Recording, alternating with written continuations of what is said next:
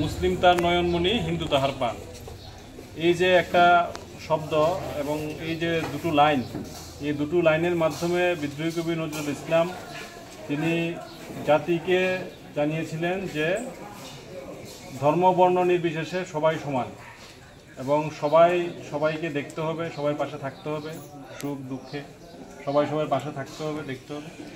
তো সেটা তিনি তখন ওনার লেখনীর মাধ্যমে উনি প্রকাশ করেছিলেন এবং জাতিকে জানিয়েছিলেন যে ধর্ম বর্ণ নির্বিশেষে সবাই আমরা এক। তখন সেই ব্রিটিশ শাসনকালে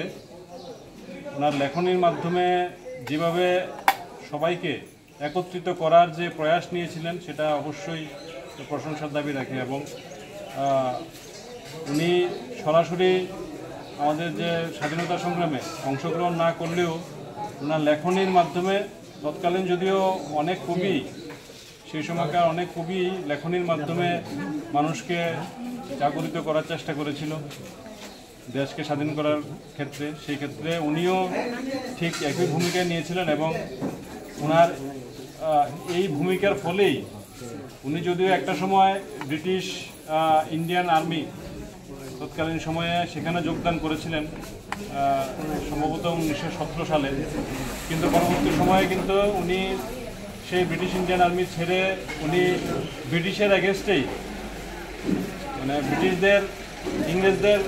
বিরুদ্ধে গিয়ে ওনাদের সমালোচনা করেছেন এবং দেশ কীভাবে স্বাধীন করা যায় সেদিকে উনি লক্ষ্য রেখে কাজ করেছিলেন। যদিও সরাসরি যুক্ত না হলেও ওনার যে লেখনী এবং বিভিন্ন কবিতা